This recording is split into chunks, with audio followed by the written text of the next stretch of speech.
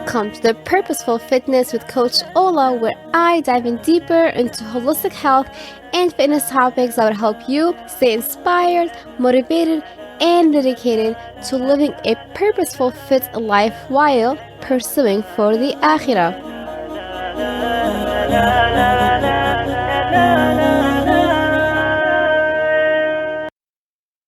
Hey, welcome to the 17th episode with Coach Ola. Today's guest is Catherine Zaben, and today's episode we will talk about on how to meal prep for Ramadan and during Ramadan, and what is an ideal suhoor and iftar, and much more. So are you guys ready? Let's welcome Catherine. Assalamu alaikum, Catherine. How are you today? Hi, Ola. I'm great. How are you? Alhamdulillah, good. And so, Catherine, tell us about yourself and what you currently do. I am, first and foremost, I am a mother of 3 girls. I have 3 daughters. I am a fitness nutrition specialist. I also am a holistic health coach and nutritionist. And right now I train different athletes to get to their best shape by eating healthy foods. Yay. And I love, obviously, that you mentioned fitness too. That's so cool.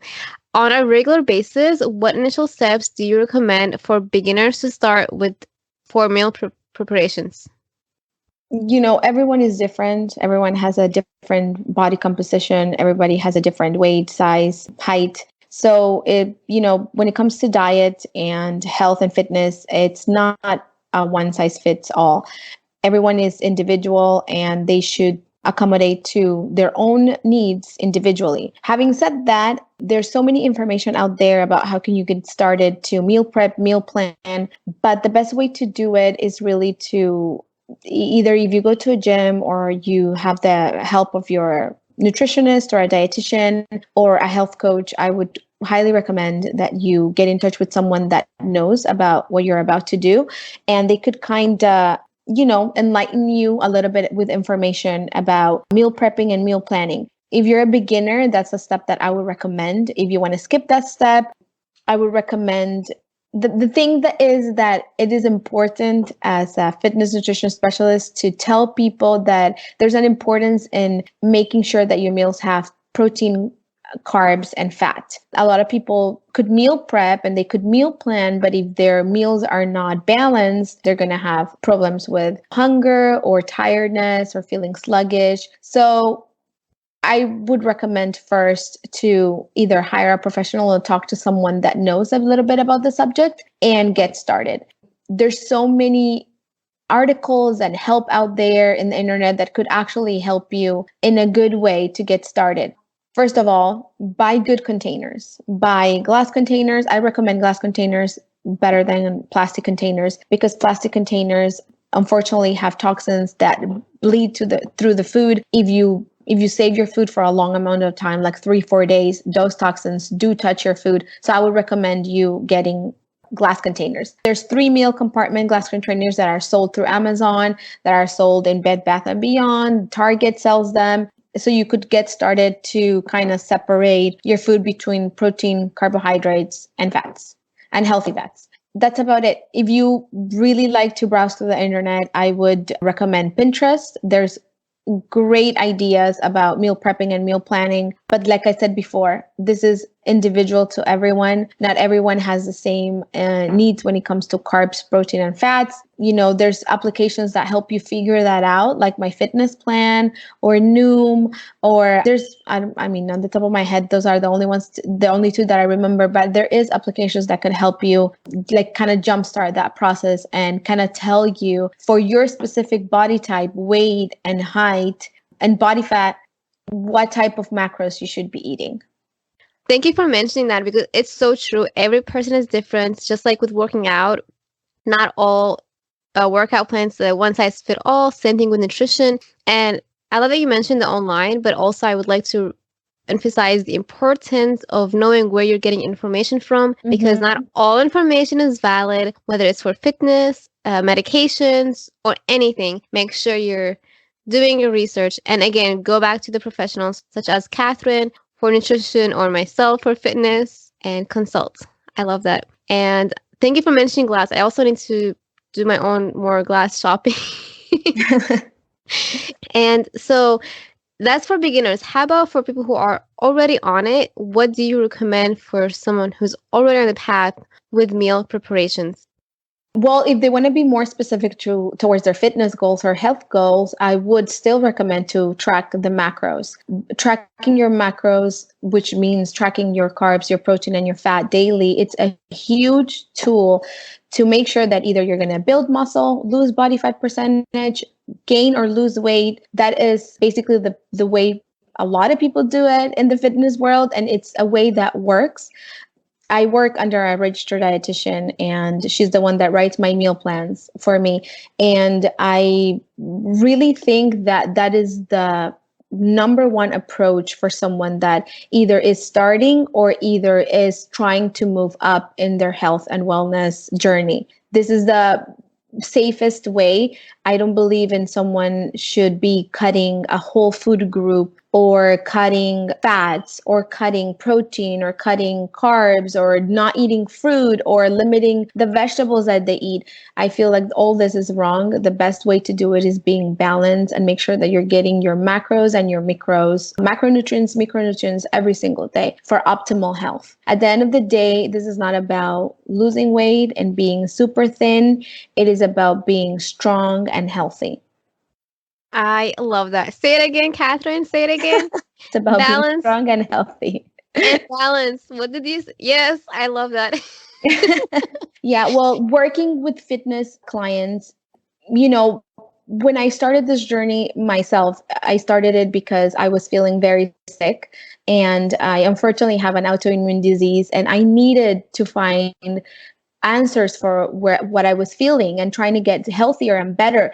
And through this 12-year journey, I have seen people that have struggled with losing weight, with gaining weight, with, body image issues, which is so sad. And I honestly, when someone comes and tells me I want to lose weight when they are already thin, I always ask myself, why? Why do you want to lose weight? Aren't you trying to get fit, stronger and mentally healthier and just overall health and wellness? It's not about losing weight. It's not about fitting in that 120 pounds mold that we are being fed daily. It's not about that. You have to feel your best at your size, regardless of what that size is. If you feel good at that, if you're 160 pounds, size 8, and you feel great, that's fine. It's okay. As long as you don't have high cholesterol, diabetes, a chronic illness, as long as you're eating fine. Not everyone has the same body type, and that's something that is so important to acknowledge. Not all of us are going to be 120 pounds and have a six pack, and that is okay. Preach. I have a client that is, oh my gosh, it's so hard though to talk to them about it and to get that mindset, because I do have a client just like Ethan, and she wants to lose more fat, and I had to get another trainer to help me talk to her girl, you're fine. You don't need to lose more fat. It's more about getting that muscles, the strength, and being more functional, more active. But it's not just about losing fat. And it's really hard for the average person to understand. And so as you and me as a professional, that's one of the challenges. You're right. So then when it comes to Ramadan in particular, what actionable steps do you recommend for meal preparations? Well, if you're someone like me that has a household, a family, and during Ramadan, I try not to be that active of work so much because I do have 3 kids that are going to school fasting and coming home, and they're going to be starving, and my husband. So I try just to meal plan instead of prepping. I like to prep the same day. Maybe I could do 1 or 2 things ahead, but I do like to know what I'm going to cook every single day. What are we going to eat for breakfast and what are we going to eat for dinner? It's very important to have a plan. Always have a plan during Ramadan or not Ramadan. Always have a plan. Have your snacks packed. Have your, if you're going to know, if you know what you're going to cook at night, you're going to go grocery shopping with a list, and you're not going to just wing it and see what you're going to do, because then it just, it becomes maybe you're going to cook something that you really don't want to eat and that is going to keep you away from your goals. And then maybe you're going to overindulge. And then in the morning, you're going to wake up thirsty and tired and sluggish. And that's something that is not ideal. If you're someone that works and needs to go to work and, still fasting, I would recommend on Sunday, maybe, or Saturday, or during the weekend, or any day that you could meal prep your meals. I would recommend you do batch cooking. Cook large amounts of starchy vegetables, and you could do your sweet potato, or you could do your squash, or you could cook your broccoli, like big batches, and then maybe do a batch of brown rice or quinoa, and then cook your proteins, your steak, your meat, your fish, and then do salad jars. Salad jars are something that I adore, and I try to do every single week because it's something that is so easy. You could throw protein in and some healthy fat, do a quick dressing, and that's it. You have your food and it's balanced and you're getting all the nutrition that you need. So I would recommend batch cooking for protein, for your starches, for non-starchy vegetables, and your salad jar. And you could chop up some avocado, put it in olive oil, and then top it off with and that could be a meal. And then you will have variety. If you eat beans or any type of beans or any type of legumes, I would recommend you to also prep those ahead. Either include them in your salad jars or either batch cook them and have them ready in a Tupperware, ready to go, where you could just put in a Tupperware and take it to work if you're gonna break your fast at work, or just have it ready at home to heat up once you get from work. And also another thing that helps is to cut up fresh fruit. During Ramadan, obviously, because we're fasting all day, we do get very thirsty. So I would recommend, having for the morning watermelon, cantaloupe, cucumber, all the watery fruits and vegetables that you could eat. So that could keep you hydrated during the day.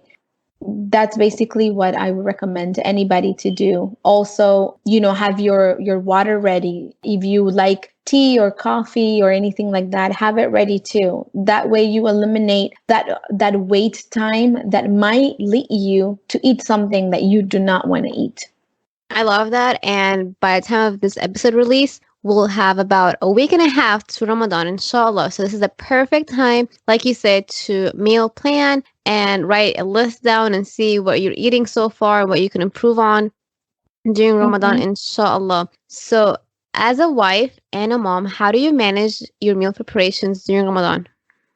I know you kind of touched base on it, but do you have anything more to dive into it? Well, I always consult with my husband what he wants to eat because men do get cravings during Ramadan. I actually don't crave anything, but my husband does. So I would ask my kids, I have 2 fasting kids now, alhamdulillah. So I ask them, what do you guys want to eat? What do you feel like eating? Alhamdulillah, my kids eat very healthy. They eat at the same I eat my whole household eats. I'm sorry. So I don't have to cook anything different or special unless I have people coming over and they're not used to eat the way we eat. But other than that, no, I keep it pretty simple, and we do as a family kind of meal plan. What are we going to eat during the week? So I could have an idea exactly what to buy, because it's very hard during Ramadan going to the grocery store every day. And I know a lot of people do that. Yes, and then when you and I went live on my Instagram, I love your tips, and everyone who's listening on my Insta account, Be Fit for Akhira, under the meal prep highlight, I shared the summary of our talk, and she shared amazing tips on how to create or how to prepare a salad jar, which I myself did not know how to do it. So she answered my question, and I got into it, and it is so helpful. And I know you mentioned when we did the live that sometimes you also make your own salad or meals that you take with you to iftar when you go out with your husband, because I know as an Arab myself, we talked about how different cultures we have. It's a little difficult for a lot of families and people who are trying to maintain that health lifestyle. So do you want to talk about it again here? Oh, yes. If you are invited to a dinner during Ramadan and you feel like you're going to maybe not find something that is according to what you're eating or your specific diet condition, I would recommend you bringing a dish with you. So, volunteer to bring a salad or volunteer to bring a dish that you know that you cooked it. What did you put in it? And you know you're not going to be able to, you know, if you eat that from what you brought, you put a big part of that, and then the other things you could eat, maybe the protein from the household that you're eating in, or maybe another salad. But bringing something with you would ensure that you have something healthy to eat, that you know exactly what you put on. A lot of times we go to dinners and we find just carbs, breads and pasta and rice and minimum a salad, maybe not enough fats, healthy fats. So you know, I always try to, in every single meal that I eat, include the carb, the protein, and the fat. And that it's just such a great way to balance your, not only your meals throughout the day, but your sugar levels. It keeps you away from getting high cholesterol, and it keeps you balanced. So I would totally recommend that. If you have an invitation, just make sure that you volunteer to bring a salad or something else that you know that it's going to fulfill you, and you're not going to be starving by the time to go get home and eat another dinner. That's another thing. A lot of people break their fast with a heavy dinner and then they eat another heavy dinner after that dinner. So we want to avoid that, because at the end of the day, we're fasting for a long time. We don't want to be sick after we eat. We need to replenish we need to replenish with you know, with food, but we don't want to overdo it. Yes, and I just thought of this question like right now. Do you do any smoothies for Ramadan or Uh, juices? I do, especially in the morning. It's something easy that my kids could drink, my husband too. Many years ago, I remember we used to eat breakfast. I used to wake up super early and make eggs and bread and lebanon and hummus, and you know, Delicious. by midday we would all be tired, thirsty, cranky. And you know, once I started eating, you know, a less heavier breakfast, that made just a huge difference. And like I said, my kids are going to be fasting and going to school, so I need to make something that, you know, and we live in Florida, it's going to be very hot for them, so I need something that is going to give them electrolytes and a lot of vitamins, minerals, that they're not going to be tired or dizzy during the day. And a smoothie is the perfect thing to do. Also, having said that, again, in your smoothie, make sure you include a carb, a protein, and a fat. Don't do like only sugar smoothies. Sometimes people do like apples and bananas, strawberries, and all that.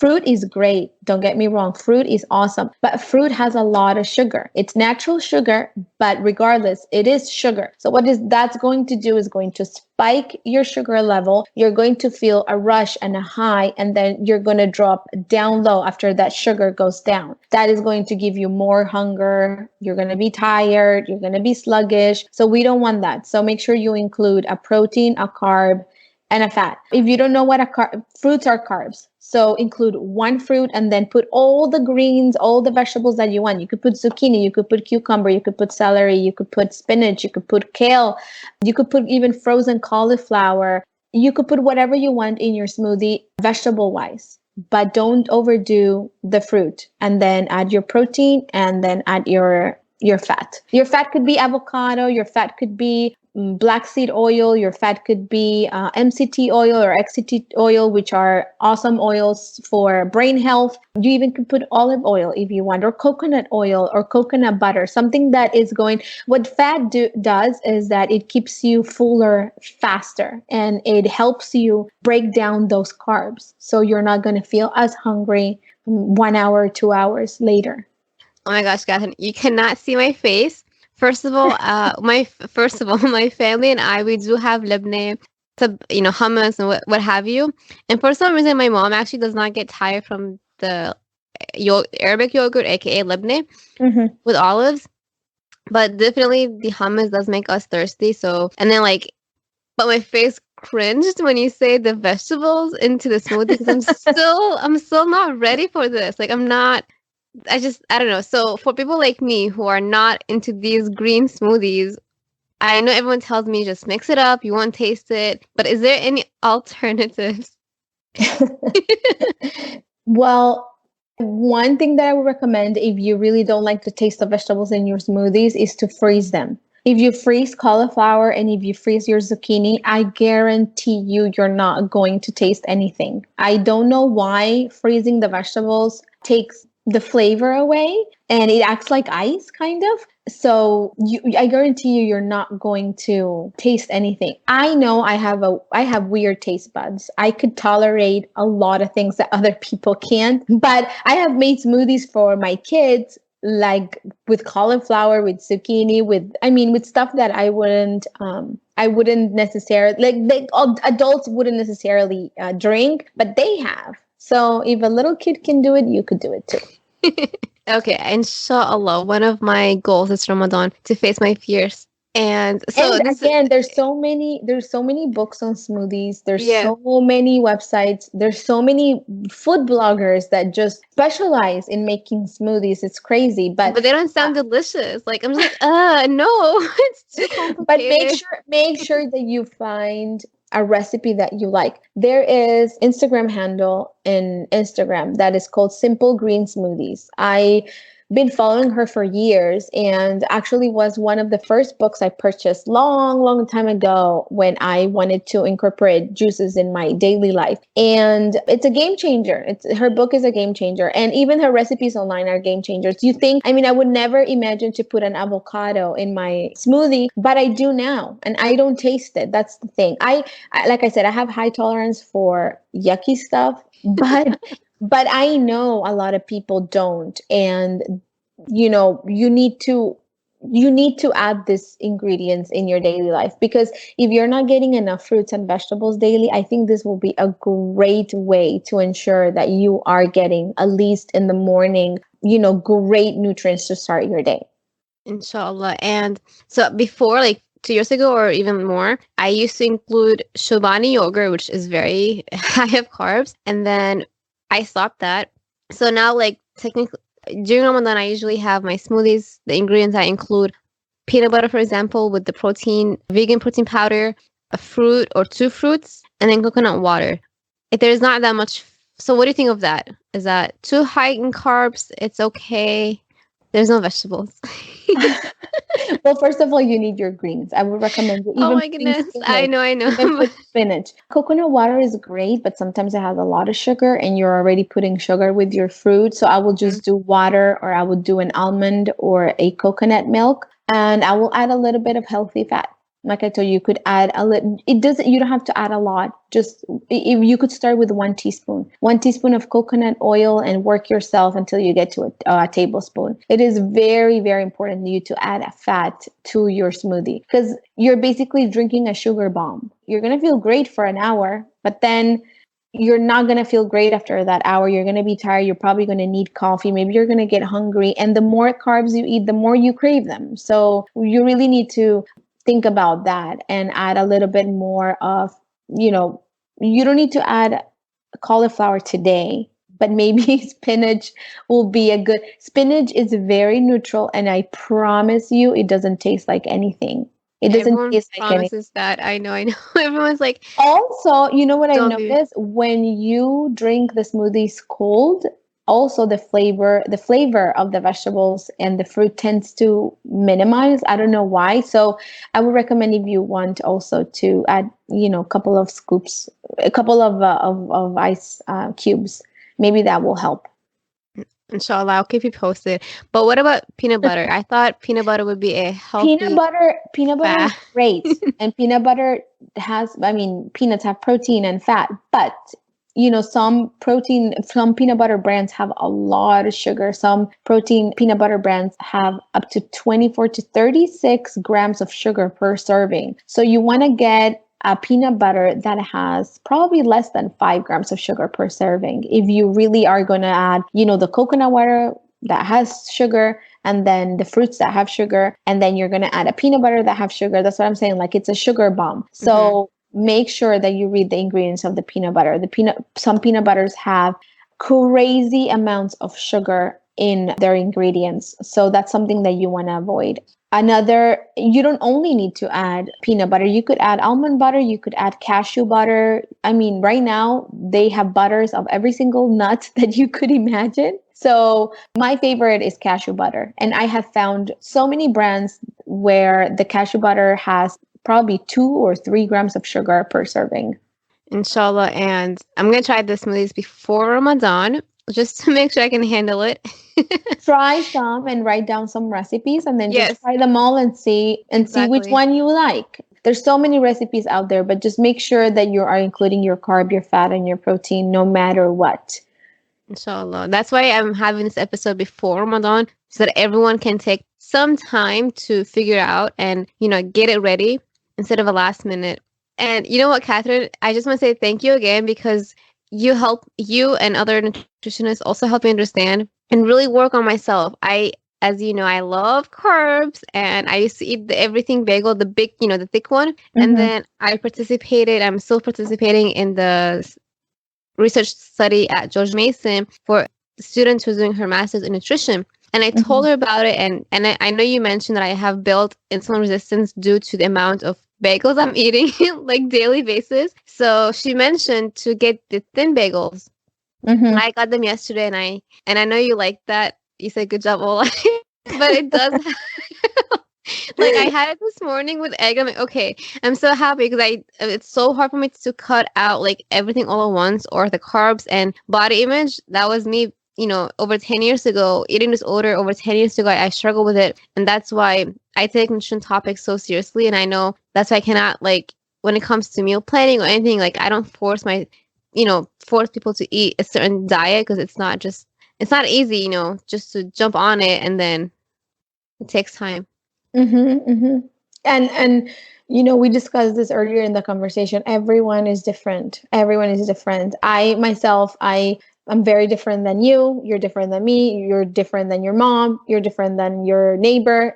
So we can't do as a diet. Everyone can't not follow the same diet. I also hate the diet trends. I feel like they're so Yes. damaging for people, and people just jump on the boat of diet, and it's just like constant, oh, I'm on this diet, I'm on this diet, I'm on this diet. And you know what that happens, people lose 20, 50 pounds, whatever, and that's great. That's great if they're trying to lose weight, but when you cut important macronutrients and micronutrients from your diet for a long period of time, at the end of the day and in the long run, that is going to affect your metabolism. It's not going to show in one day. It's not going to show in 2 weeks. It's not going to show in 5 years, maybe it's going to show in 10, 15 years when you're 40, and then your metabolism is extremely damaged and sluggish, and then you're going to gain weight and you're not going to be able to lose it, and then you're going to develop chronic diseases, or it's a serious topic, and people need to understand that jumping in this diet wagon, it's not good, it's not healthy, it's not, they could end up looking great for a little bit, but in the long run it's not healthy. Preach. Same thing with the fitness industry because everyone is just following a fitness plan that, an influencer does or whatever. And it's like, nope, like same thing. I love it. And I was laughing inside because I saw this picture about, it says, I am on a keto diet. But then the picture, it says, yeah, I'm on a keto diet. And there's a key on the toe, like wrapped around the toe. It's so funny, but I know, Don't I know, even let me get started on keto diet. I know. Oh, my goodness. The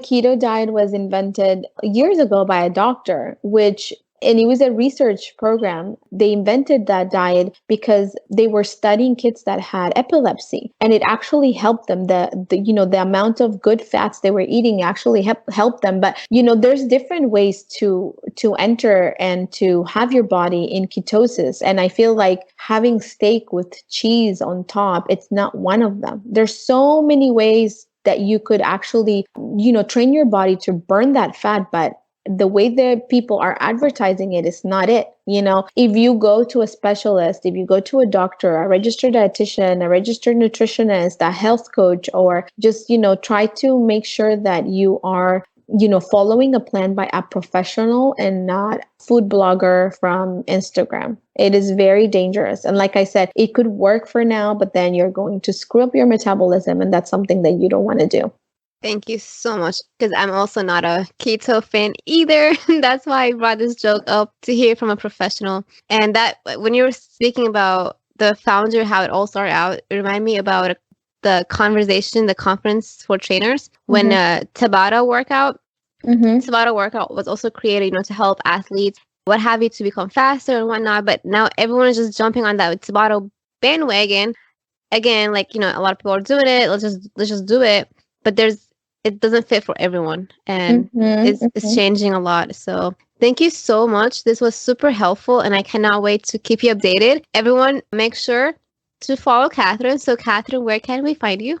You guys can find me on Instagram under Catherine Zaben, and I also have a website, www.eatprettynutrition.com. I'm offering a 30-minute free consultation, and you guys could put your email and I will get in contact with you. Awesome. Everyone, it will be in the show notes. Again, thank you so much, Catherine, for your time and your amazing knowledge and help. Thank you, Ola. You're welcome. Thank you for tuning in. If you've enjoyed this episode, make sure to subscribe today and leave a 5-star review. You can also screenshot and share this episode with a family or a friend. Be strong, be fit for Akhirah.